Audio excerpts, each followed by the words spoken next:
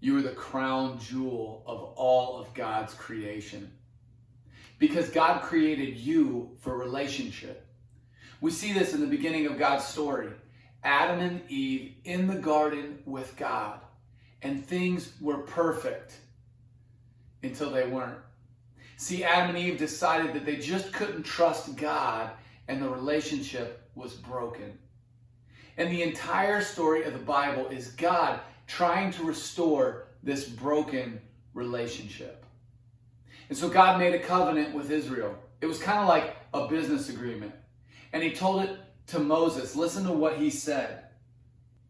He said, "Now if you obey me fully and keep my covenant, then out of all nations you will be my treasured possession. Although the whole earth is mine, you will be for me a kingdom of priests and a holy nation." Kingdom of priests. Like a whole nation of people who know how to enjoy spending time with God. So that was the agreement. Follow the law and forever enjoy this treasured relationship with the creator of the universe. Sounds easy enough, especially since God just miraculously parted the Red Sea to save his people. But before Moses could even come down with the rules to this new agreement, they had already broken the first two. Moses was so discouraged, so frustrated, so angry, he slammed the 2 stone tablets to the ground and they shattered. And that was the problem. The people's hearts were hard, like stone. God was going to have to do something different to restore this broken relationship. And the story continued, and time again, failure. God's creation just couldn't be faithful. Complaining, backsliding, worshiping other gods, civil war, all these terrible decisions left God's people broken, exiled, and bankrupt on hope. But God would not give up on us.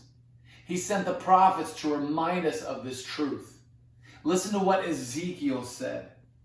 He said, "I will give you a new heart and put a new spirit in you. I will remove from you your heart of stone and give you a heart of flesh." Jeremiah said, "The days are coming, declares the Lord, when I will make a new covenant with the people of Israel and with the people of Judah. It will not be like the covenant I made with their ancestors when I took them by the hand to lead them out of Egypt, because they broke my covenant, though I was a husband to them, declares the Lord." And Isaiah said, "He was pierced for our transgressions, crushed for our iniquities. The punishment that brings us peace is going to be on him, and by his wounds we are healed." The same message over and over again. Dear creation, even though you did not live up to your end of the agreement, I will still deliver on all my promises. Love, God. And then silence. 400 years of silence. And everyone in the story is left to wonder, how will God fix this broken relationship? John the Baptist broke this silence, saying, "Repent, the kingdom of heaven is near." And Jesus started teaching his followers, and he said, listen, in Matthew chapter 5, verse 17, he said, "Do not think that I have come to abolish the law or the prophets. I have not come to abolish them, but to fulfill them." Salvation cannot be found by following the law, but only by following Jesus. Israel's story is our story. We inherited that heart of stone. And the answer is not found in trying to be a better person. We need to take part in this new covenant. Listen to what Paul says in Romans. He said, "You see, at just the right time when we were still powerless, Christ died for the ungodly.